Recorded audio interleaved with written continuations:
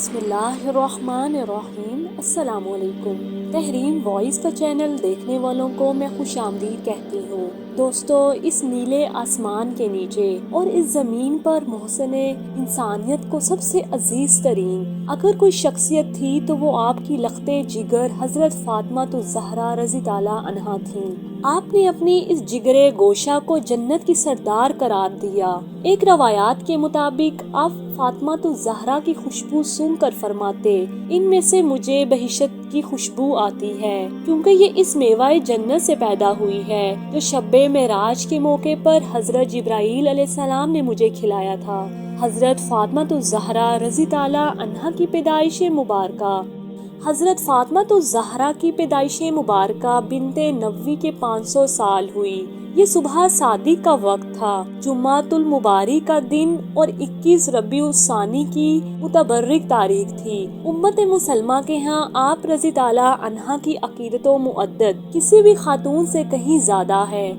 آپ رضی تعالیٰ عنہا کی پہچان صرف آپ کی ذات مبارکہ یا آپ کا حسب و نسب ہی نہیں بلکہ آپ رضی تعالیٰ عنہا کی نسل بھی اسلام اور تاریخ اسلام کے شاندار اور عالم انسانیت میں قابل فخر اور قابل ستائش ہے۔ مسلمان معاشروں میں خواتین اسلام کے ہاں یہ نام فاطمہ سب سے زیادہ کثرت کے ساتھ رکھا جاتا ہے اور باعث برکت سمجھا جاتا ہے۔ رسول صلی اللہ علیہ وآلہ وسلم نے فرمایا کہ سیدنا فاطمہ الزہرا رضی تعالیٰ عنہا میری جگر کا ٹکڑا ہے۔ حضرت فاطمہ الزہرا رضی تعالیٰ عنہا آپ صلی اللہ علیہ وآلہ وسلم سے بہت مشابہت رکھتی تھیں۔ چال ڈھال میں ہو بہو اپنے والد محمد مصطفیٰ صلی اللہ علیہ وآلہ وسلم کی تصویر تھی۔ ان کی زندگی میں خواتین اسلام کے لیے بہت بڑا درس ہے۔ آج جبکہ امت کی بیٹیاں تہذیب و کفر کی نقل میں اپنی عزت کی حفاظت نہیں کر پا رہی، انہیں سیرت فاطمہ کا مطالعہ کرنا چاہیے تاکہ وہ ایک آئیڈیل خاتون اسلام کی زندگی کے مطابق اپنے آپ کو ڈھال سکیں۔ ایک مسلمان خاتون کے لیے سیرت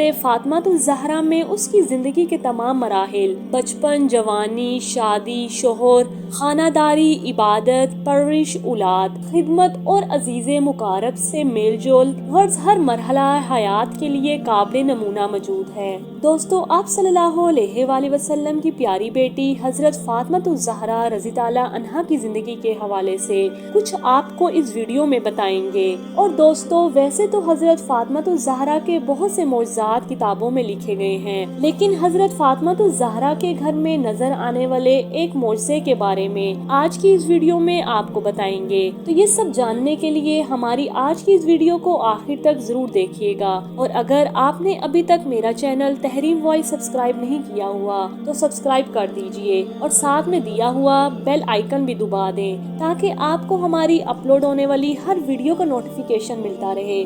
دوستو، ہجرت کا واقعہ تاریخ اسلام میں سنگ میل کی حیثیت رکھتا ہے۔ مردوں کے بعد خواتین اسلام نے بھی ہجرت کی، چنانچہ حضرت فاطمہ الزہرا رضی تعالیٰ عنہا نے حضرت فاطمہ بنت اسد، ام المومنین حضرت سودا اور حضرت عائشہ صدیقہ رضی تعالیٰ عنہا کے ساتھ ایک قافلے میں ہجرت کی۔ مدینہ طیبہ آمد کے بعد حضرت فاطمہ الزہرا سیدنا فاطمہ بنت اسد کے زیر تربیت رہیں اور پھر ام سلمہ کو ام المومنین کا مرتبہ ملا۔ بی بی صاحبہ کو آپ نے ان کی زیر تربیت دے دیا۔ ام المومنین حضرت ام سلمہ فرماتی ہیں، میں نے بی بی فاطمہ کو ادب سکھانا چاہا تو اللہ کی قسم وہ پہلے ہی سیکھی ہوئی تھیں۔ خاتون جنت سے کئی حضرات نے شادی کا اظہار کیا، ان میں سے حضرت ابو بکر صدیق، حضرت عمر، حضرت عبد الرحمن بن عوف رضی تعالیٰ عنہ بھی شامل تھے، لیکن ہر بار وہی کے انتظار کا جواب ملا۔ حضرت علی رضی تعالیٰ عنہ جو بذات خود بھی خاندانی قربت کے باعث حضرت فاطمہ سے نکاح کرنے کی خواہش مند تھے، لیکن شیر خدا ہونے کی وجہ سے وہ رشتہ مانگنے کی جرأت نہ کر پاتے، چنانچہ انصار کے سردار حضرت سعد بن معاذ رضی تعالیٰ عنہ نے حضرت علی رضی تعالیٰ عنہ کی درخواست دربار نبوت تک پہنچائی اور بی بی فاطمہ کے رشتے کی درخواست کی۔ چنانچہ آپ صلی اللہ علیہ وآلہ وسلم نے حضرت علی کو بلا کر فرمایا کہ مجھے اللہ تعالیٰ نے حکم دیا ہے کہ فاطمہ بنت محمد کی شادی آپ رضی تعالیٰ عنہ سے کرو۔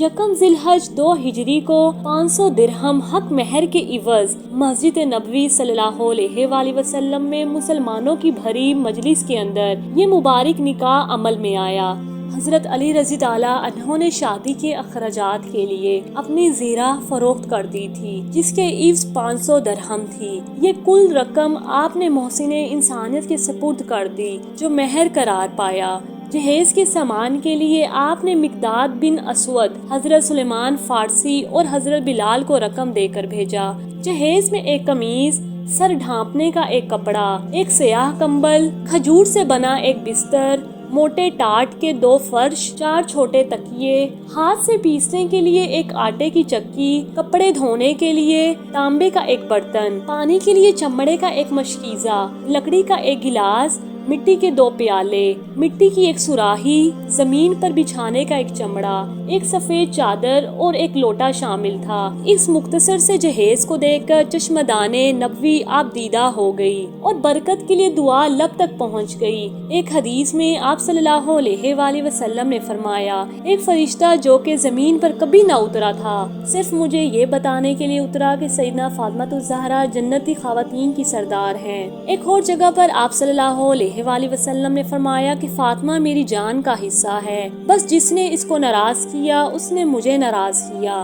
दोस्तों, आपका मामूल था कि सफर पर जाने के लिए सबसे आखिर में हजरत फातिमा ज़हरा से मिलते थे और सफर से वापस आकर भी हजरत फातिमा ज़हरा से मिलते थे। तो आइए दोस्तों, अब बताते हैं आपको उस मौजे के हवाले से जो हजरत फातिमा ज़हरा के घर में नजर आया है। दोस्तों, वैसे तो हजरत फातिमा ज़हरा रज़ी ताला अन्हा के बहुत से मौजज़ात हैं, लेकिन आजकल एक वीडियो सोशल मीडिया पर वायरल हो रही है, जिसमें हजरत फातिमा ज़हरा की आटा पीसने वाली चक्की को वाजिया तौर पर देखा जा सकता है। दोस्तों, ये चक्की हजरत फातिमा के सहन में मौजूद है। ये खुद ब खुद चल रही है और अल्लाह की कुदरत से इसके अंदर से आटा भी खुद निकल रहा है, जबकि इसके अंदर गंदुम के दाने भी डाले नहीं जा रहे। लेकिन दोस्तों, अभी तक जितनी भी तहकीक हो सकी है, इसके मुताबिक ये फातिमा ज़हरा की चक्की है, लेकिन इसका पुख्ता सबूत हमें अभी तक नहीं मिला जिससे ये साबित हो जाए कि चक्की हजरत फातिमा की है। लेकिन दोस्तों, हजरत फातिमा ज़हरा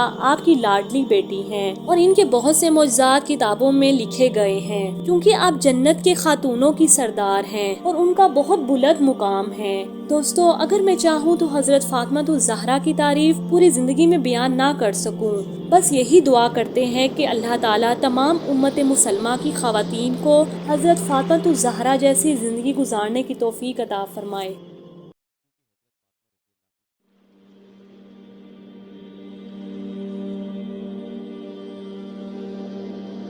बिस्मिल्लाहिर्रहमानिर्रहीम। अस्सलामुअलैकुम। तहरीम वॉइस चैनल देखने वालों को नई वीडियो में खुशामदीद कहती हूँ। दोस्तों, कुरान पाक में सूरत अत-तलाक में आयत नंबर 12 में अल्लाह ताला फरमाते हैं, अल्लाह वही है जिसने 7 आसमान और ज़मीन अपनी कुदरत और हिकमत से पैदा की। इसी तरह सूरत अल-बकरा की आयत नंबर 29 में अल्लाह ताला फरमाते हैं, वही तो है जिसने सब चीजें जो जमीन में हैं पैदा की, फिर आसमान की तरफ मतवज्जा हुआ तो इसको ठीक 7 आसमान बना दिया और हर चीज से खबरदार है। इन आयाते मुबारका से वाजिया हो जाता है कि वो आसमान जिसे हम अपनी ज़ाहिरी आंखों से देखते हैं वो महज एक आसमान तक महदूद नहीं है, बल्कि इसी तरह 7 आसमानों का भी जिक्र किया गया है, जो कि साहिबे अकल के दिमाग में ये सवाल जरूर पैदा कर सकती है कि तह बतह 7 आसमानों से और 7 जमीनों से मुराद क्या है। क्या हमारी इस कायनात की तरह और कायनात भी वजूद रखती हैं जहां हम इंसानों जैसी या कोई और मखलूक बसती है और वहां अल्लाह ताला के अहकामात भी नाजिल होते हैं जो कि हमारी कायनात से बिल्कुल जुदा और अलग हैं। जमीन का कुदरती मैग्नेटिक फील्ड या फिर ओजोन लेयर वगैरह हैं जो कि जमीन को हर लम्हा खला से आने वाले दीगर खतरात से बचाती है और जिंदगी के वजूद को जमीन पर कायम रखने के लिए इंतहाई जरूरी है। जहाँ तक आसमानों की बात है तो इस बात में कोई शक नहीं कि 7 आसमानों से मुराद हमारे आसमान जैसे और 6 आसमान और भी हैं और 6 जहां और भी हैं,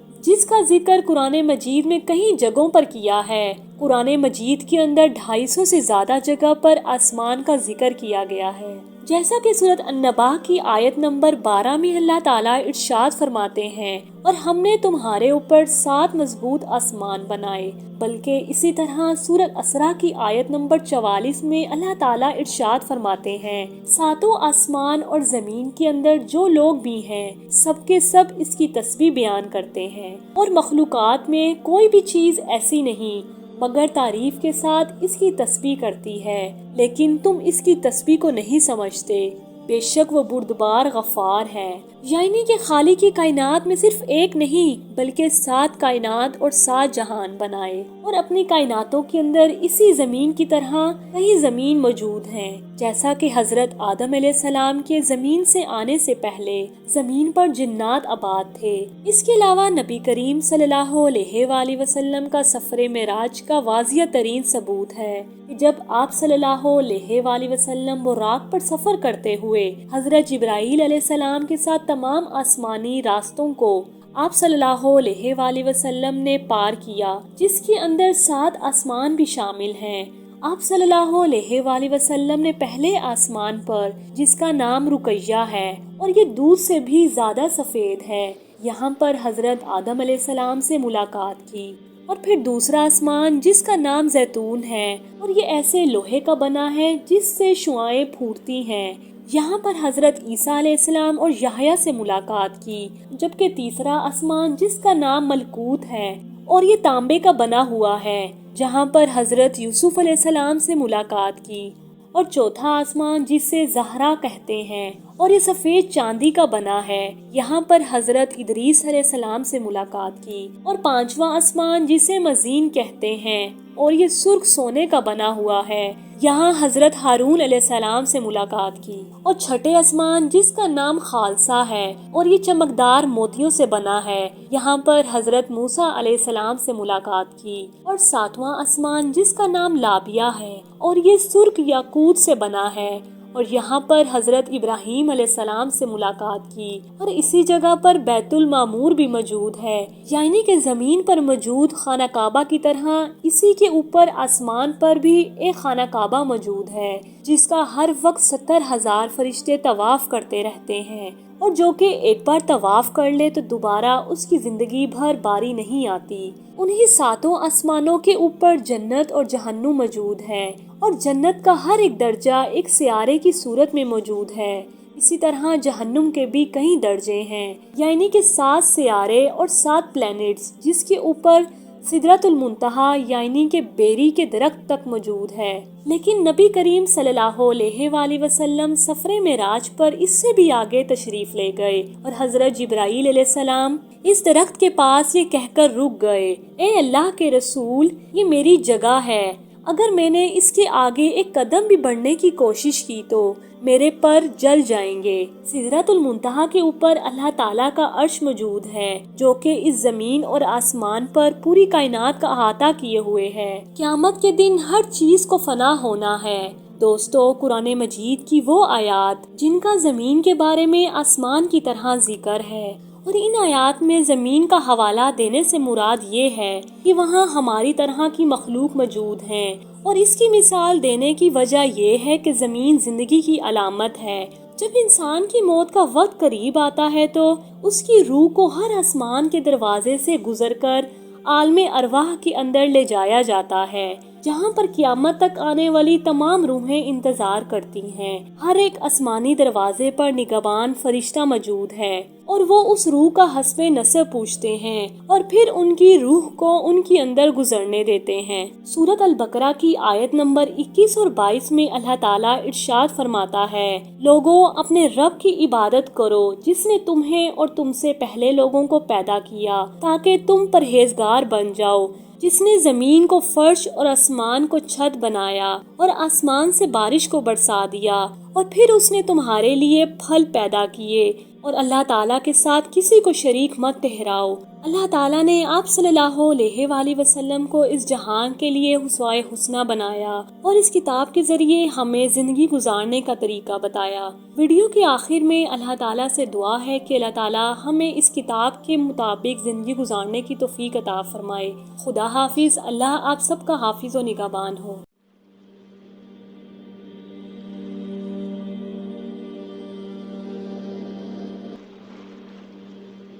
حضرت ابراہیم علیہ السلام سے مناظرہ ہارنے کے بعد نمرود پر مچھروں کے لشکر نے حملہ کیوں کیا؟ اس ویڈیو میں ہمارا موضوع یہ ہے کہ سیدنا ابراہیم علیہ السلام سے مناظرہ کرنے کے بعد نمرود پر مچھروں کے لشکر نے حملہ کیوں کیا اور نمرود کا آخری انجام کیا ہوا۔ اس سے پہلے کہ ہم سوالوں کے جوابات کی جانب بڑھیں، حسب روایات ہم آپ کو اپنے یوٹیوب چینل تحریم وائس پر خوش آمدید کہتے ہیں۔ ناظرین کرام، حضرت ابراہیم علیہ السلام کی زندگی پر ہماری تحقیق سے بھرپور ویڈیو ہے۔ اللہ سبحانہ تعالیٰ جہاں اپنے خاص بندوں کی دعائیں قبول کرتا ہے تو وہیں انہیں آزمائشوں میں بھی ڈالتا ہے۔ انبیاء کرام علیہ السلام کو اللہ تعالیٰ نے جس طرح کائنات میں سب سے بلند مرتبہ عطا کیا ہے، وہیں بڑی کٹھن مناظر سے بھی گزارا ہے۔ انہیں بڑی سے بڑی قربانی کا حکم ہوا، لیکن وہ ثابت قدم رہے اور اللہ تعالیٰ کے حکم کو سب سے آگے اور سب سے مقدم اور سب سے اوپر رکھا۔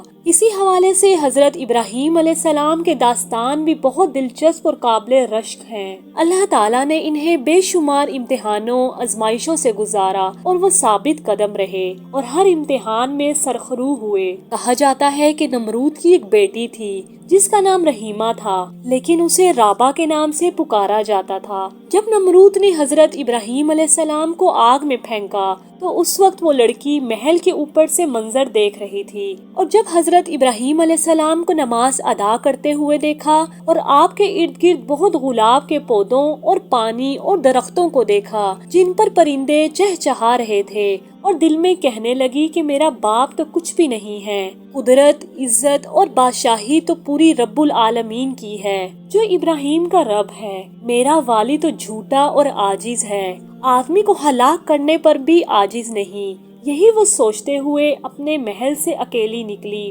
اس نے باہر سے حضرت ابراہیم علیہ السلام کو پکارا، اے ابراہیم، کیا آپ کے علاوہ بھی کوئی آپ کے رب کی بارگاہ میں اجازت پا سکتا ہے؟ آپ علیہ السلام نے فرمایا، ہاں، وہ شخص جس کا دل میرے رب کے لیے خالص ہو تو اس کا حال بھی اسی طرح ہوگا جس طرح میرا حال۔ اس نے کہا، میں چاہتی ہوں کہ تمہارے رب کے ساتھ صلح کر لوں۔ آپ علیہ السلام نے فرمایا، تو پھر اس آگ میں داخل ہو جاؤ۔ تو جب اس نے آگ میں داخل ہونا چاہا تو وہ ڈر گئی۔ آپ علیہ السلام نے فرمایا، ڈرو مت، اور اسی وقت آپ کو حکم ہوا کہ اے آگ، میرے بندے کی حفاظت کر، اور اس کے بعد وہ آگ میں داخل ہو گئی۔ وہ جس جگہ پاؤں رکھتی اللہ کے حکم سے وہاں سے آگ ٹھنڈی ہو جاتی تھی، اور وہ چلتی چلتی حضرت ابراہیم علیہ السلام کے پاس چلی گئی اور کہنے لگی، ابراہیم خلیل اللہ، میں نے یہ ارادہ کیا ہے کہ جب تک زندہ رہوں گی آپ کے دین کو نہیں چھوڑوں گی اور اپنے ظالم نظر مالک کو بھی دعوت دوں گی، ہو سکتا ہے کہ وہ میری نصیحت مان لے۔ اور وہ یہ کہہ کر واپس آ گئی اور اپنے والد کے پاس چلی گئی، اور اس وقت وہ اپنے تخت پر بیٹھا ہوا تھا اور اس کے لشکر اس کے ارد گرد جمع تھے، کچھ کھڑے تھے اور کچھ بیٹھے تھے، اور وہ جا کر کھڑی ہو گئی اور کہنے لگی، اے میرے رب، تو کب تک جھوٹے دعوے کرتا رہے گا؟ کیونکہ خدائے قدرتی طاقت اس خدا کے لیے ہے جس نے ابراہیم علیہ السلام کے لیے آگ میں گلاب کے پھول، سبزہ اور باغات بنا دیے۔ بادشاہی تو اسی کے لیے ہے، تیری کیا بادشاہی ہے؟ تو ایک بندے کو موت دینے سے بھی عاجز ہے اور اس پر قادر نہیں۔ ساتھ ہی اس نے کلمہ پڑھا، لا الہ الا اللہ۔ اس کا ظالم باپ یہ سن کر غصے میں آ گیا اور کہنے لگا، اپنے ذہن سے پھر جا اور اپنی جان پر ظلم نہ کر، ورنہ میں تجھے ایسی سزا دوں گا کہ دنیا والے اسے عبرت حاصل کریں گے۔ اس نے کہا کہ میں دین حق کو نہیں چھوڑوں گی اور نہ ہی اپنے رب کی نافرمانی کروں گی۔ تو یہ سن کر اس نے اپنے قارینوں کو حکم دیا تو انہوں نے اس کے کپڑے اتار دیے، لیکن وہ اپنے دین سے نہ پھری۔ پھر نمرود نے انہیں حکم دیا کہ اس کے دونوں ہاتھ کاٹ دیے جائیں، اور پھر نمرود نے اس کے دونوں ہاتھ کاٹ دینے کا حکم دیا اور اس کے کارندوں نے ان کے دونوں ہاتھ کاٹ دیے، لیکن اللہ تعالیٰ اس بندی کی مدد کرتا رہا اور اس لڑکی کی اف تک نہ نکلی، اور نمرود نے اسے مختلف سزائیں دیں، پھر بھی وہ اپنے دین پر ڈٹی رہی، حتیٰ کہ اللہ تعالیٰ نے ایک فرشتے کو وحی فرمائی کہ وہ جنت میں جائے اور اس کے لیے وہاں سے اعلیٰ پوشاک لائے۔ وہ فرشتہ پوشاک لے کر اس کے پاس گیا اور پوشاک اس کو دی، اور ساتھ ہی اپنے نورانی پر اس کے بدن پر ملے تو اس کے تمام زخم اللہ کے حکم سے درست ہو گئے۔ اس نے وہ پوشاک پہن لی اور اچانک ایک ہوا چلی اور اسے اس انجان مقام پر لے گئی، اور وہ اللہ تعالیٰ جانتا ہے وہ آخر کون سا مقام تھا جہاں نمرود کی بیٹی کو واپس لے جایا گیا۔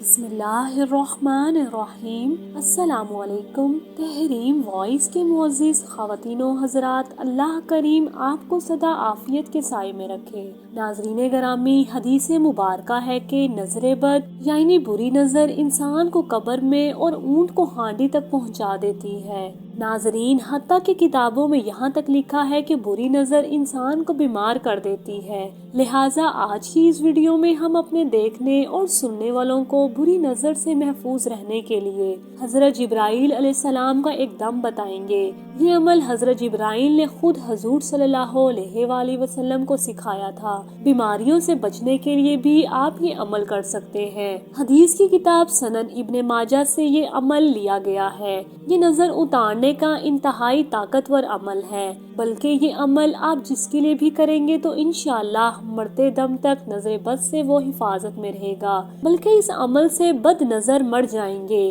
مگر نظر نہیں لگے گی، کیونکہ یہ دم ہر بیماری اور بری نظر کا علاج ہے۔ دوستو، جب آپ کسی نئی جگہ نئے مقام پر جائیں تو یہ دم لازمی کریں جو آج بتا رہی ہوں، کیونکہ اس دم سے متعلق امام ذرائع رحمت اللہ فرماتے ہیں کہ میں نے ساری زندگی اس دم کی پابندی کی، صرف ایک مرتبہ دم کرنا بھول گیا تو مجھے بچھو نے کاٹ لیا۔ دوستو، اس عمل سے دشمنوں پر غلبہ بھی حاصل ہو جاتا ہے، یعنی دشمن کو کمزور عاجز کرنے کے لیے مختصر ترین اور آزمودہ اور مجرب عمل ہے۔ میں یہ باتیں اس لیے بتا رہی ہوں کہ آج کے دور میں ہر گلی محلے کے گھروں میں لڑائی جھگڑوں کا شور سنائی دیتا ہے، بلکہ میں تو یوں کہوں گی کہ آج کے معاشرے میں جس کی لاٹھی اس کی بھینس والا معاملہ آپ کو نظر آئے گا، یعنی کمزور انسان کو معاشرہ تنگ کرتا ہے۔ لہٰذا ایسے دور میں اس عمل کا پڑھنا لازم و ملزوم ہے۔ اس عمل کے بہت سے کرشمات ہیں۔ کسی بھی بیماری کی حالت میں یا پھر کسی بھی درد یا چوٹ کی جگہ پر اس کو دم کر لینا، اللہ اس کو شفا عطا کرتا ہے۔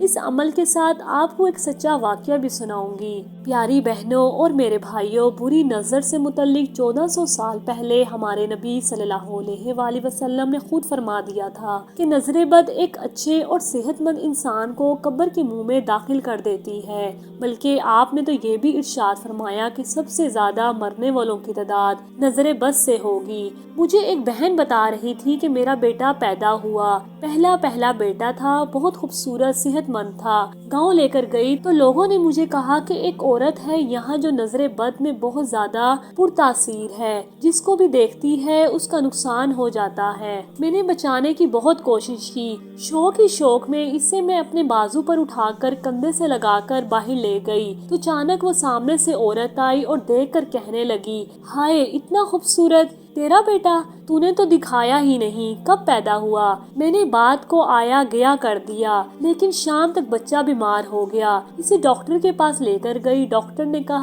یہ کیس میری سمجھ سے بالا تر ہے۔ بڑے شہر کے ہسپتال میں گئے تو انہوں نے تشخیص کی کہ بچے کا دل پھٹ گیا ہے، وجہ کچھ سمجھ میں نہیں آ رہی اور چند ہی دنوں میں بچہ مر گیا۔ دوستو، رسول صلی اللہ علیہ وآلہ وسلم کے وقت بھی عرب میں ایسے لوگ موجود تھے جو نظر لگانے میں شہرت رکھتے تھے، اور ان کی یہ حالت تھی کہ دعویٰ کر کے نظر لگاتے اور جس چیز کو نقصان پہنچنے کے ارادے سے دیکھتے، ان کے دیکھتے ہی وہ چیز تباہ ہو جاتی۔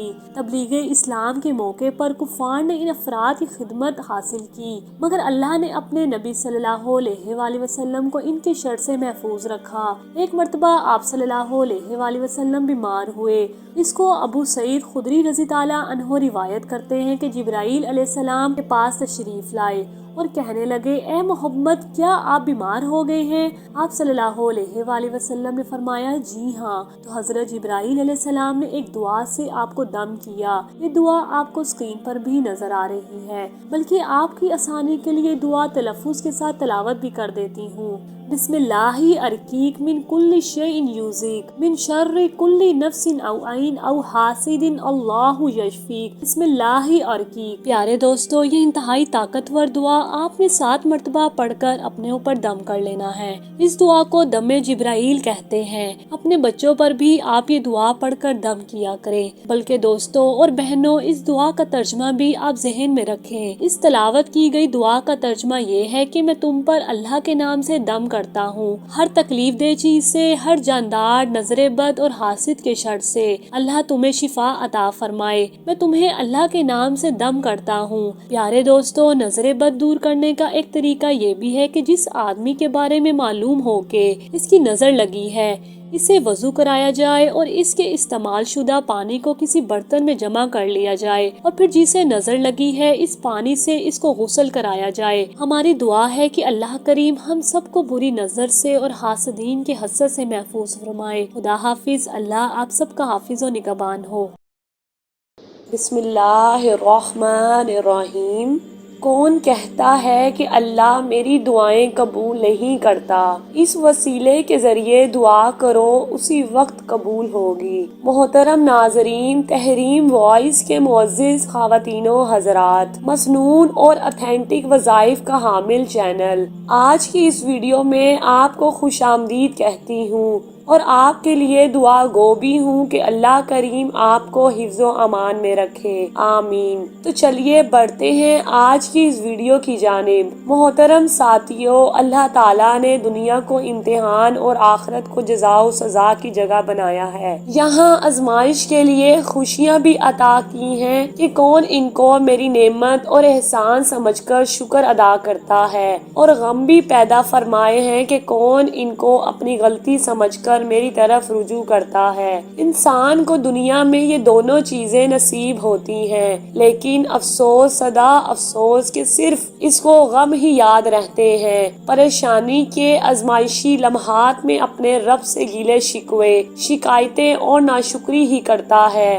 اس ذات کی طرف سے ملنے والی خوشیوں اور نعمتوں کو سرے سے بھلا دیتا ہے، بلکہ ان کو اللہ کا محض فضل، احسان اور کرم سمجھنے کی بجائے اپنا کمال سمجھتا ہے۔ اے کاش ہمیں اپنی ان دونوں غلطیوں کا احساس ہو سکے، خوشیوں کو اس کی عطا سمجھیں اور شکر ادا کریں۔ آج میں ایک ایسا وظیفہ بتاؤں گی جس کے ذریعے آپ دعا کریں، اسی وقت آپ کی دعا قبول ہوگی۔ یہ بات بھی یاد رکھیں دوستو کہ ہم تمام وظیفے انسانیت کی فلاح کے لیے اپلوڈ کرتے ہیں، لہٰذا وظائف کرتے وقت ہمارے لیے بھی دعا کیا کریں۔ آپ کے محبت بھرے کمنٹس پڑھ کر ہمیں خوشی ہوتی ہے۔ اس ویڈیو میں بھی ہم آپ کے کمنٹس کے منتظر ہیں۔ ناظرین کرام، اصل بات یہ ہے کہ ہمارے دل میں یہ احساس پیدا ہو جائے کہ ہم اللہ کی مخلوق، اس پر ایمان لائے اور اس کے محبوب صلی اللہ علیہ وآلہ وسلم کے امتی ہیں۔ وہ ذات ہم سے پیار کرتی ہے، دنیا میں خوشیاں عطا کر کے آخرت کی حقیقی خوشیوں کا احساس دلاتی ہے۔ یہ دیکھو، دنیا کی خوشیاں عارضی ہیں،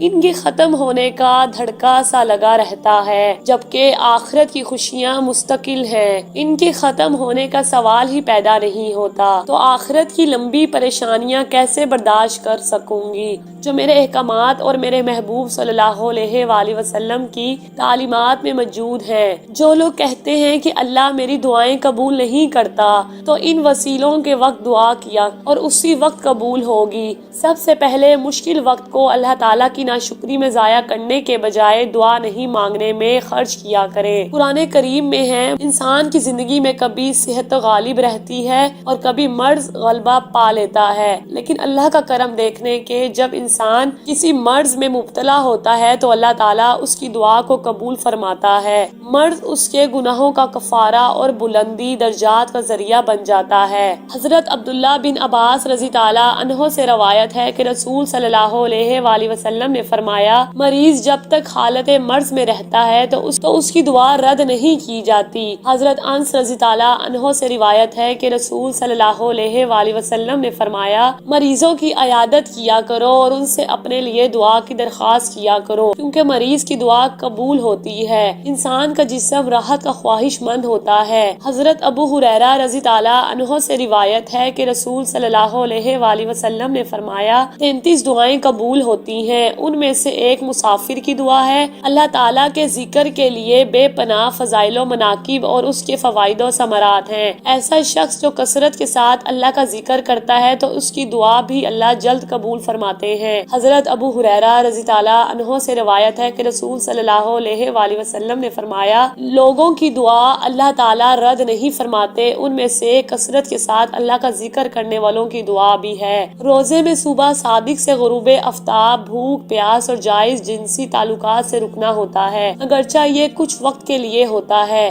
صبح سحری میں بھی کھانا وغیرہ کی اجازت ہوتی ہے اور شام کی افطاری میں بھی کھانے پینے کا حکم ہے۔ اس تھوڑے سے وقت میں اللہ تعالیٰ کو راضی کرنے اور اس کا حکم ماننے کے لیے جو برداشت کا مظاہرہ کیا جاتا ہے کہ کھانے پینے کی تمام چیزیں سامنے رکھی ہوئی ہیں لیکن بندہ کچھ نہیں کھا رہا، اس پر اللہ تعالیٰ دنیا میں ہی یہ انعام عطا فرماتے ہیں کہ ایسے شخص کی دعا کو قبول فرماتے ہیں۔ اللہ تعالیٰ ہمیں ہر حال میں دعا مانگنے والا بنائے اور ہماری دعاؤں کو قبول بھی فرمائے، آمین یا رب العالمین۔ امید کرتی ہوں ویڈیو آپ دوستوں کو پسند آئی ہوگی۔ ویڈیو پسند آئے تو لائک اور شیئر ضرور کر دیجیے گا کیونکہ مخلوق کی خدمت کا جذبہ آپ کی بگڑی بنا سکتا ہے، اور آنے والی نئی ویڈیوز کے لیے ہمارے چینل کو سبسکرائب کر دے اور ساتھ میں موجودہ گھنٹی کے بٹن کو ضرور دبا دے۔ مجھے دیجیے اجازت، اگلی بار ایک اور دلچسپ ویڈیو لے کر آپ کی خدمت میں حاضر ہوں گی۔ تب تک کے لیے خدا حافظ۔ اللہ پاک آپ سب کا حافظ و نگہبان ہو۔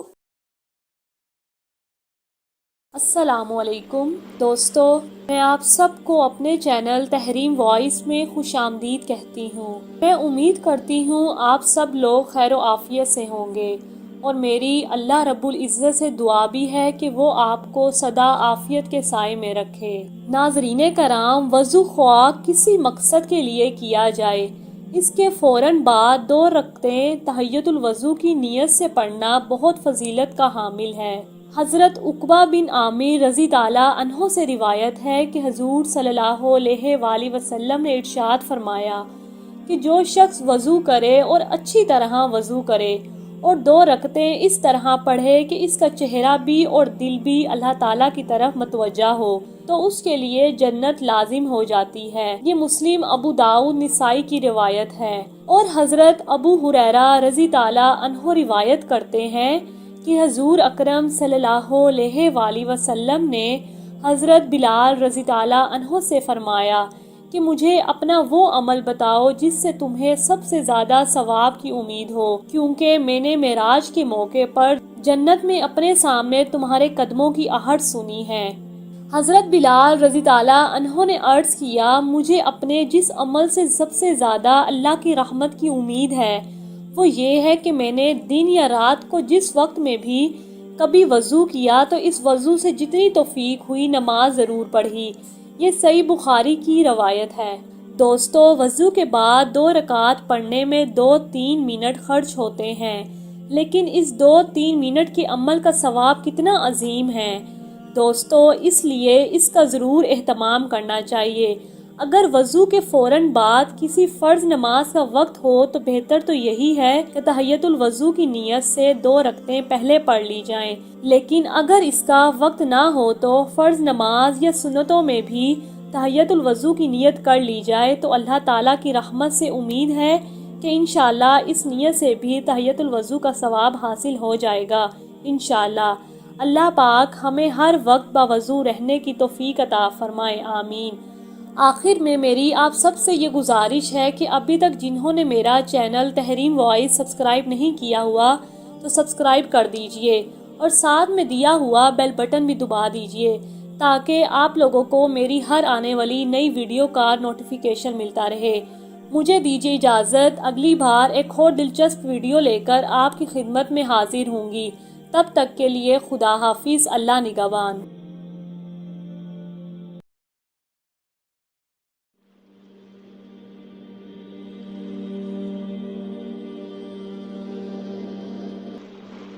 بسم اللہ الرحمن الرحیم۔ السلام علیکم۔ تحریم وائس کے معزز خواتین و حضرات، اللہ کریم آپ کو سدا عافیت کے سائے میں رکھے۔ ناظرین گرامی، بدترین پریشانیوں کو ختم کرنے کے لیے لاجواب سورۃ کوثر کا ایک وظیفہ ہے جو مجھے بادشاہی مسجد کے امام صاحب نے دیا ہے۔ یہ سورت کوثر کا وظیفہ آپ اچانک سے کسی بھی ناگہانی مصیبت میں کر سکتے ہیں، کیونکہ کئی مرتبہ بندے کے ساتھ یہ معاملہ ہو جاتا ہے کہ ناگہانی اچانک کوئی مصیبت آ جاتی ہے۔ پہلے تو یہی دعا ہے کہ اللہ تعالیٰ اس طرح ناگہانی آفتوں اور بلاؤں سے ہم سب کو محفوظ رکھے۔ لیکن اگر کسی پہ کوئی ایسی پریشانی آ بھی گئی ہے، اچانک آپ بازار میں ہیں، کسی جگہ پر گئے ہوئے ہیں، یا آپ کے ساتھ بچہ ہے چھوٹا، وہ اچانک گم جاتا ہے، پتہ ہی نہیں چلتا آپ کو کتنی ہی بڑی پریشانی ہے، یا سفر میں آپ کے پیسے وغیرہ گم ہو جاتے ہیں، یا کوئی بندہ سفر کے دوران آپ کو کوئی دھوکہ دیتا ہے، اس طرح کے کئی معاملات پیش آ جاتے ہیں۔ کوئی بھی ایسی ایمرجنسی یا پریشانی آ جائے، یا اچانک کوئی تکلیف شروع ہو جائے، دل میں درد ہو گیا، سر میں درد ہو گیا، کئی معاملات ہو جاتے ہیں، اور اچانک کوئی ایسی چوٹ لگ جاتی ہے، مختلف وجہ سے اچانک پریشانیاں آ سکتی ہیں، تو آپ نے سورت کوثر کا ایک آسان سا وظیفہ پڑھنا ہے۔ آج کی اس ویڈیو میں ہم اپنے سب دیکھنے اور سننے والوں کو سورت کوثر کا وظیفہ ہی بتائیں گے۔ ناظرین، اچانک پریشانی کے معاملے میں اچانک ہی اللہ سے مدد طلب کرنی ہے، تو سورت کوثر کا بہت ہی آزمودہ وظیفہ آپ آج کر سکتے ہیں۔ آپ جہاں بھی ہیں، سب سے پہلے تو آپ وضو کریں۔ اگر ایسی جگہ پر موجود ہیں کہ پانی نہیں ملتا تو آپ تیمم کر لیں۔ تیمم کا طریقہ بھی آسان ہے، آپ علماء کرام سے پوچھ لیں، ویسے بھی یہ طریقے آنے چاہیے۔ اپنے محلے میں پڑھے لکھے لوگوں سے، مسجد کے امام صاحب سے پوچھ لیں کہ پانی نہ ہو تو تیمم کیسے کیا جاتا ہے۔ حدیث میں ہے کہ پانی نہ ملنے کی صورت میں تیمم سے اندر کی ہڈیاں اور گودا بھی پاک ہو جاتا ہے۔ اللہ اس سے راضی ہوتے ہیں کہ یہ اتنی فکر والا بندہ ہے کہ پانی نہیں مل رہا اور پھر بھی تیمم کر رہا ہے۔ بس آپ نے پہلا کام وضو کرنا ہے اور پانی نہ ملنے کی صورت میں تیمم کرنا ہے، اور اس کے بعد آپ نے سورت کوثر کا عمل کرنا ہے۔ آپ کی کوئی بھی مشکل ہو اور اس کا تعلق لوگوں سے ہو یا رب سے ہو، آپ بالکل آسان سا سورت کوثر کا وظیفہ کر کے اللہ سے مدد حاصل کر سکتے ہیں۔ امام مسجد کا یہ ایک پر اثر اور آسان سا عمل ہے، تو جس مقصد کے لیے کرے گا انشاءاللہ وہ مقصد پورا ہوگا۔ آپ کو جادو ہے یا جنات ہے یا بیماری، یاری بہنوں اور میرے بھائیوں، ہمارے ایک پڑوسی کو کافی پریشانیاں لاحق تھیں۔ میں ان کو لے کر مسجد کے ایک امام صاحب کی خدمت میں حاضر ہوئی۔ انہوں نے شفقت فرمائی اور سورت کوثر کا وظیفہ پڑھنے کے لیے دیا۔ اس پڑوسی نے کیا تو اللہ نے اس کی پریشانیاں ختم کر دی۔ ناظرین کرامی، ایسے ہی ایک شخص بہت زیادہ پریشان تھا اور اس نے جمعے کی نماز میں خطبہ دیتے ہوئے امام صاحب کو سنا، تو وہ امام صاحب کے پاس گیا اور اس نے انہیں اپنی پریشانی بتائی۔ تو امام صاحب نے اسے بتایا کہ سب سے پہلے وضو کرنا ہے، اس کے بعد قبلہ رخ بیٹھ کر یا کھڑے کھڑے سب سے پہلے آپ نے 11 مرتبہ درود ابراہیمی پڑھنا ہے، اور اس کے بعد 11 مرتبہ آپ نے کلمہ طیبہ لا الہ الا اللہ محمد رسول اللہ پڑھنا ہے، اور اس کے بعد آپ نے 11 مرتبہ سورت کوثر پڑھنی ہے، اور اس کے بعد 11 مرتبہ سورت اخلاص۔ یہ آپ نے 4 کام ہیں جو کر لینے ہیں۔ پہلے درود ابراہیمی 11 مرتبہ، کلمہ طیبہ 11 مرتبہ، اور سورت کوثر 11 مرتبہ، اور سورت اخلاص، اور اس کے بعد آپ نے اللہ سے مدد طلب کرنی ہے کہ یا اللہ اب تو ہی میری مدد فرما اور اس مصیبت سے مجھے چھٹکارا عطا فرما۔ ناظرین، یہ عمل کریں اور پرسکون زندگی گزاریں، دولت اور شہرت اور پریشانیوں کو دل سے نکال دیں، ورنہ پریشانیاں آپ کی خوبصورت شخصیت کو ختم کر دیں گی۔ آپ بھی پریشانیوں سے بچ سکتے ہیں، لیکن شرط یہ ہے کہ جب بھی کوئی خیال آئے، کوئی مسئلہ درپیش ہو، معاشی، گھریلو، بچوں وغیرہ کی پریشانیاں لاحق ہوں، آپ اپنے آپ کو مصروف کر لیں اور یہ سوچ لیں کہ جو قسمت میں لکھا ہے وہی ہوگا۔ انشاءاللہ آپ سب پریشانیوں سے محفوظ رہیں گے، اللہ آپ کی ضرور مدد فرمائے گا۔ بلکہ جو وظیفہ آج بتایا ہے، اللہ کریم آپ سب کو اس طریقے سے مدد مانگنے کی توفیق عطا فرمائے۔ اللہ حافظ، اللہ آپ سب کا حافظ و نگہبان ہو۔ بسم اللہ الرحمن الرحیم۔ السلام علیکم۔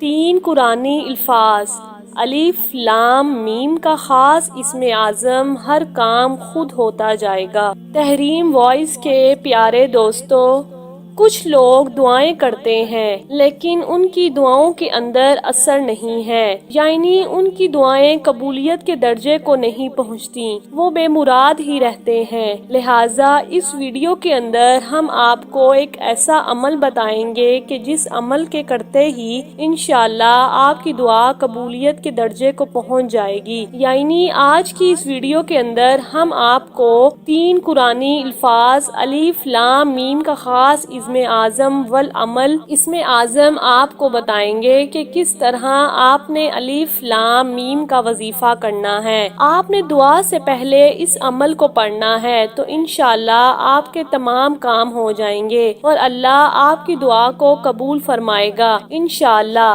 آپ کا ہر کام خود ہوتا جائے گا۔ ان الفاظ کو پڑھنے کا مکمل طریقہ جاننے کے لیے آپ سے درخواست ہے ہماری آج کی اس ویڈیو کو آخر تک ضرور دیکھیے گا تاکہ آپ کی بہتر رہنمائی ہو سکے۔ پیارے دوستوں اور بہنوں، علماء دین حرف الف کو حرف کامل تسلیم کرتے ہیں اور اسے خالق کائنات کے اسم ذاتی اللہ سے منسوب کرتے ہیں۔ اسم اللہ کا پہلا حرف الف ہے۔ اسی طرح اللہ تعالیٰ نے جب اپنی عظمت کا تعارف کروایا تو قرآن مجید کی پہلی سورت حمد کی دوسری آیت میں لفظ الف سے کروایا ہے۔ اسی طرح بشر اول کو جو نام دیا گیا اس کا تعلق بھی الف سے ہے، یعنی آدم علیہ السلام عملیات کی دنیا میں حرف الف کو صحت و شفا، تسخیر خاص، تسخیر عوام کا درجہ حاصل ہے۔ یہ حرف کسی کے دل میں محبت پیدا کرنے کے لیے حصول روزگار، ترقی، معاشرے میں عزت اور اعلیٰ مقام اور ہر طرح کے تحفظ کے لیے استعمال کیا جاتا ہے کہ اعمال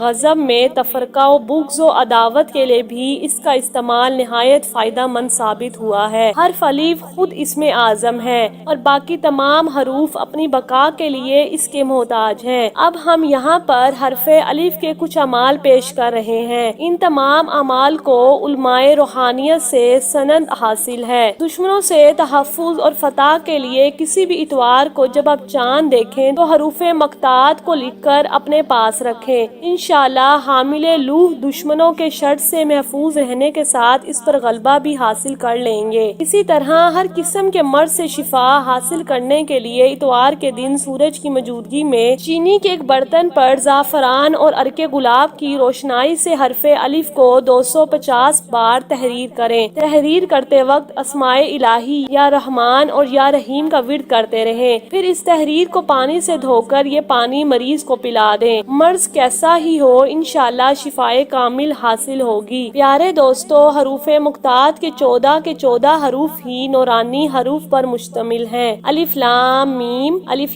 میم صاد، الف لام را، کاف ہا یا عین صاد، تو ہا، تو سین میم، تو سین یا سین صاد ہا میم، عین سین قاف، قاف نون۔ پیارے دوستو، کتب عملیات میں ان کے لیے بے شمار فوائد اور فضائل موجود ہیں کہ حضرت عبد الرحمن بن عوف رضی تعالیٰ عنہ ان حروف کو لکھ کر اپنے مال و اسباب میں رکھ دیتے تھے اور یہ سب چیزیں نقصان سے محفوظ و مامون رہتی تھیں۔ اگر ان 14 حروف کو لکھ کر کوئی شخص اپنے پاس رکھے، وہ اگر خوف زدہ ہے تو امن میں آ جائے گا، اگر حاکم کے سامنے جائے گا تو حاکم پر اس کی بیعت طاری ہوگی اور اس کی مرادیں پوری ہوں گی۔ اگر ان کو بارش کے پانی میں بھگو کر پیا جائے تو قوت حافظہ بے حد، اور اگر بیکار اور بے روزگار لکھ کر اپنے پاس رکھے تو روزگار مل جائے گا، اور اگر شادی کی خواہش مند لڑکی اپنے پاس لکھ کر رکھے تو اس کا نصیب کھل جائے گا اور شادی کا سبب بن جائے گا۔ اگر بروز ہفتہ ان حروف کو چینی کی پیالی میں لکھ کر چاٹ لیا جائے تو سال بھر آنکھوں کی تکلیف سے محفوظ رہے۔ بعض بزرگوں کا معمول تھا کہ سفر سے پہلے ان 14 حروف کو پڑھ لیتے تھے اور فرماتے تھے کہ ان کے پڑھنے سے خشکی یا تری اور جہاں بھی پڑھے جائیں تو وہ جگہ ہر برائی اور مال کے نقصان سے محفوظ رہے گی، اور اگر مجھے کوئی حاجت پیش آتی ہے تو ان حروف کو پڑھنے سے میری حاجت اللہ تعالیٰ پوری فرماتا ہے۔ ان کے ذریعے اللہ تعالیٰ مجھے چور، سانپ، بچھو، درندے اور تمام حشرات الارض سے محفوظ رکھتا ہے، اور سفر میں پڑھنے سے اپنے اہل و عیال میں سلامتی اور امن سے واپس آتی ہوں۔ پیارے دوستو، اکثر لوگ جب دعا کرتے ہیں تو وہ اپنی دعا مانگتے وقت دل ہی دل میں یہ سوچتے ہیں کہ شاید ہماری دعا قبول ہو جائے، یعنی کہ ان کو اللہ کی ذات پر یقین نہیں ہے۔ اللہ ہماری دعاؤں دعاؤں کو قبول کرے گا۔ جب یہ شک والی بات آ جائے تو پھر اللہ تعالیٰ دعاؤں کو قبول نہیں فرماتا۔ سب سے پہلی بات تو یہ ہے کہ جب آپ دعا کریں تو اس وقت آپ کا دل بھی یہ کہے کہ اللہ تعالیٰ میری دعا کو ضرور سنے گا، میری دعا ضرور قبول ہوگی۔ یعنی اس پر یقین رکھنا ہے کہ اپنے دل میں تمام شکوک و شبہات ختم کر دینے ہیں۔ اگرچہ ہم گناہگار ہیں لیکن اللہ تعالیٰ ہماری دعاؤں کو قبول کرنے والا ہے۔ ناظرین، دعا کے لیے پہلی شرط یہ ہے کہ آپ دعا میں یقین کامل رکھیں، اور دعا کی دوسری قبولیت کی شرط یہ ہے کہ دعا سے پہلے درود شریف پڑھیں اور دعا کے بعد درود شریف پڑھیں۔ ناظرین، آج کی اس ویڈیو میں دعا کی چوتھی اور آخری شرط یہ ہے کہ دعا سے پہلے اللہ تعالیٰ کی تعریف کریں۔ اللہ تعالیٰ اپنی تعریف سے خوش ہوتا ہے۔ جب بندہ اللہ کی تعریف بیان کرتا ہے تو اللہ اپنے بندوں سے خوش ہو کر ان کی دعاؤں کو قبول فرماتا ہے۔ ناظرین کرام، دعا کے لیے جو شرائط ہم نے آپ کو بتائی ہیں، ان شرائط کو نہیں بھولنا۔ آپ جب بھی دعا کریں تو ان شرائط کے مطابق کریں۔ یہ میری اپنی زندگی کا تجربہ ہے۔ میں نے جب سے یہ شرائط سنی ہیں تو میں نے ان پر عمل کیا ہے، اور اس کے بعد میں نے جب بھی دعا کی، کوئی حاجت ہوئی، اپنے رب سے مانگا تو اللہ نے میری دعا قبول کی ہے۔ میں آپ تمام دوستوں سے بھی یہی کہوں گی کہ آپ بھی ان شرائط کے مطابق دعا کریں۔ انشاءاللہ اللہ تعالیٰ آپ کی دعاؤں کو ضرور قبول فرمائے گا، آپ کو کبھی بے مراد نہیں لٹائے گا۔ ہماری دعا بھی ہے کہ اللہ تعالیٰ ہمیں حروف مقطعات کو روزانہ پڑھنے کی توفیق نصیب فرمائے۔ امید کرتی ہوں دوستوں اور بہنوں، آپ کو ہماری آج کی یہ ویڈیو ضرور پسند آئی ہوگی۔ ابھی ہی اس ویڈیو کو دوسروں تک ضرور شیئر کیجیے گا۔ ہمارے چینل کو اسی طرح دیکھتے رہیں۔ ہم پھر حاضر ہوں گے ایک نئے ٹاپک کے ساتھ۔ اپنا بہت سارا خیال رکھیے گا۔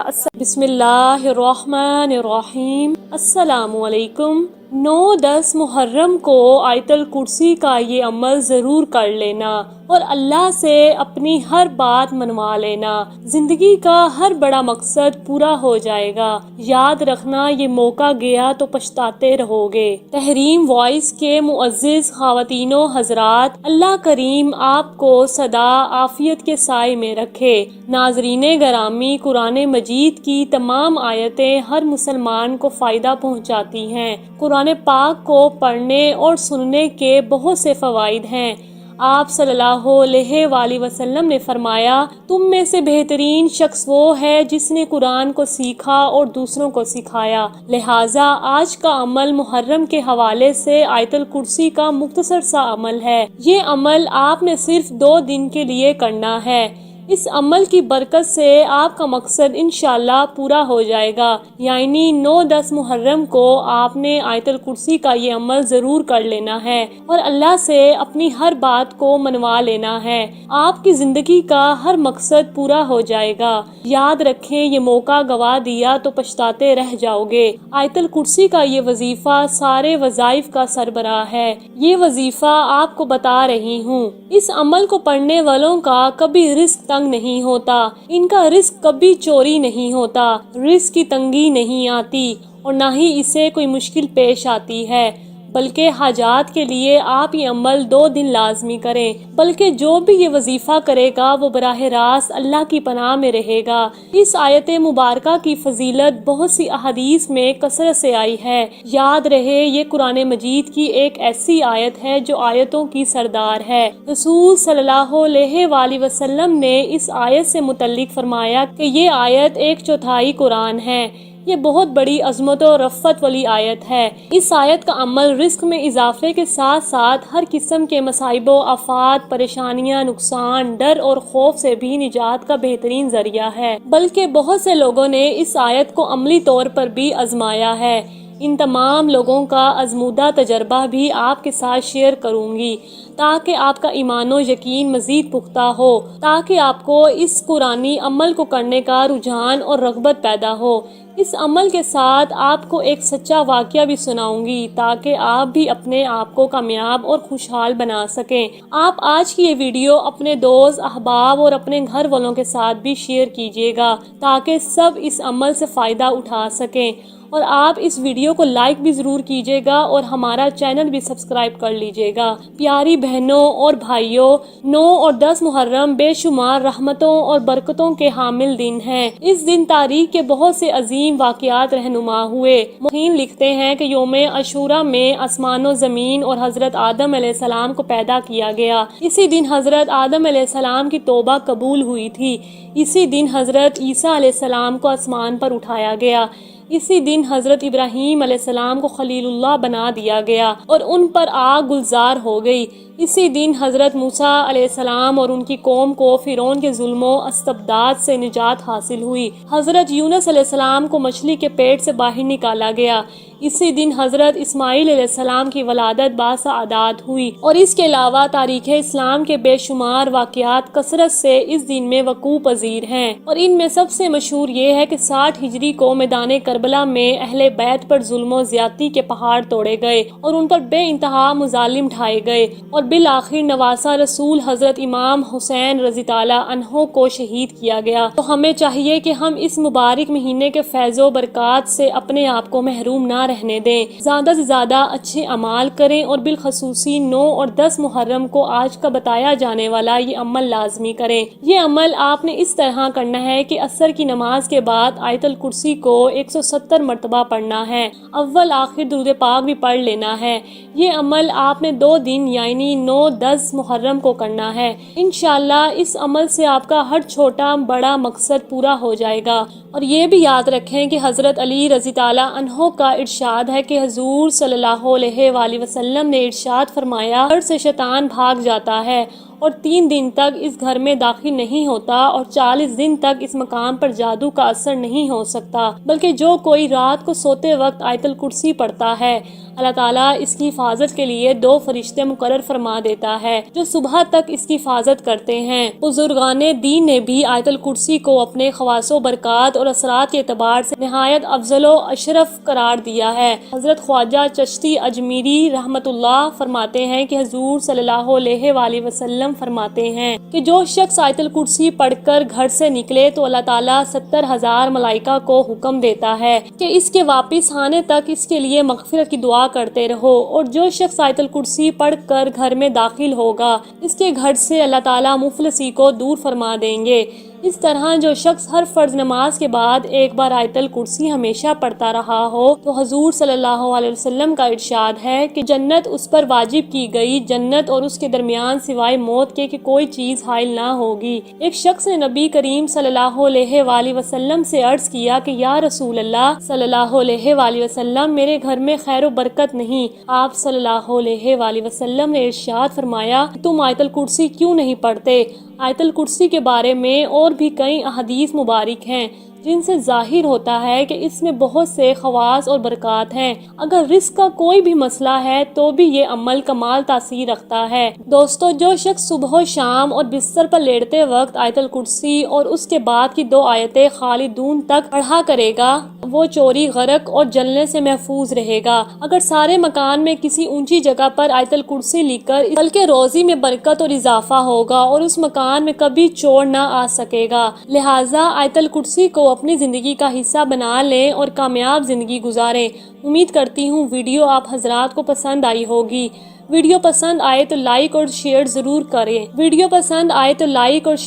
کر دیجیے گا، اور آنے والی نئی ویڈیوز کے لیے ہمارے چینل تحریم وائس کو سبسکرائب کر دیں اور ساتھ میں موجودہ گھنٹی کے بٹن کو ضرور دبا دیں تاکہ ہماری ہر آنے والی ویڈیو سب سے پہلے آپ تک پہنچے۔ مجھے دیجیے اجازت، ملتے ہیں اگلی بار ایک اور دلچسپ ویڈیو لے کر آپ کی خدمت میں حاضر ہوں گی۔ تب تک کے لیے خدا حافظ۔ اللہ پاک آپ سب کا حافظ و نگہبان ہو۔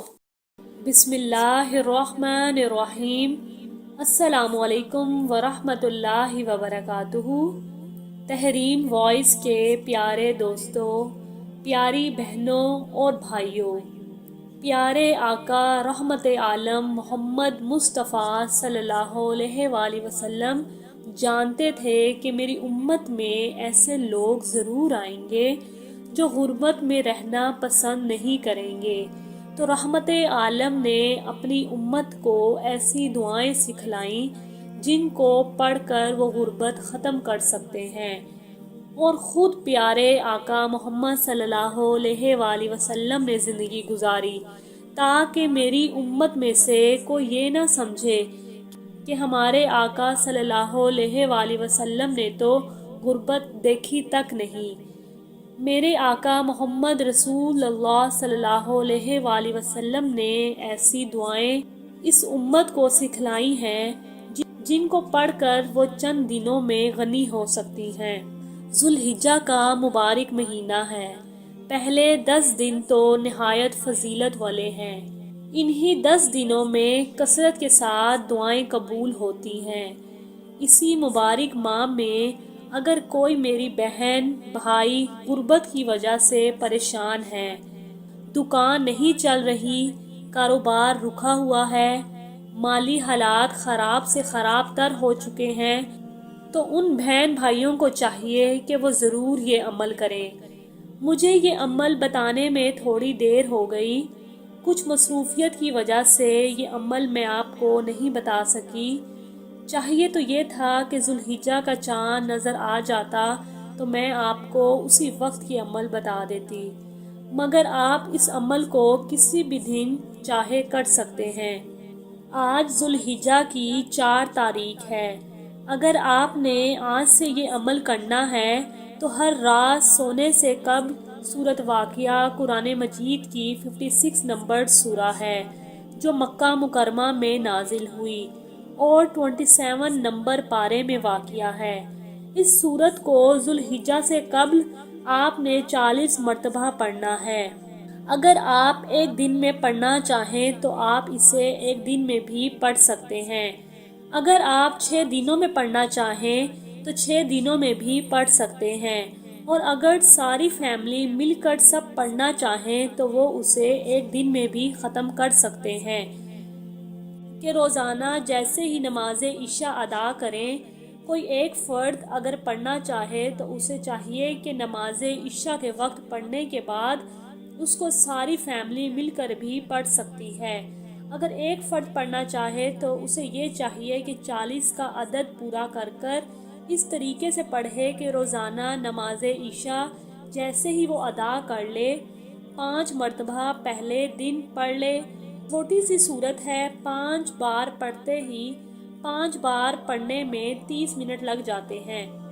اسی طرح پہلے دن 5 کا عدد پورا کیا اور پھر دوسرے دن 5 کا عدد اور تیسرے دن 4 کا عدد۔ اگر آپ کو وقت ملے تو 40 کا عدد پورا کر لیں۔ جیسے ہی یہ عدد مکمل ہو جائے تو آپ نے ایک مٹھی گندم کے دانے لے کر اس پر دم کرنا ہے۔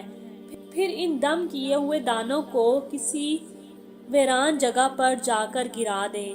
گرمیوں کے دن ہیں، اللہ کی چھوٹی چھوٹی مخلوق جو عام آنکھ سے نہیں دیکھی جا سکتی بھوکی پیاسی ہے، جو بھی یہ کھائے گی تو اللہ سے آپ کے حق میں دعا کرے گی، اے میرے مالک، تیرے یہ بندے کی جو بھی حاجت تھی تو بہتر جانتا ہے، میرے مالک تو قبول فرما۔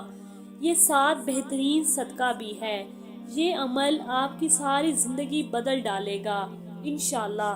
آپ یقین مانیں، میں نے یہ عمل جس کو بھی بتایا ہے اس کے کاروبار میں وسعت پیدا ہوئی ہے۔ یہ وہ دعائیں ہیں جو ہمارے پیارے آقا محمد صلی اللہ علیہ وآلہ وسلم نے بتائی ہیں۔ یہی وہ اعمال ہیں جن سے حالات تبدیل ہو جائیں گے۔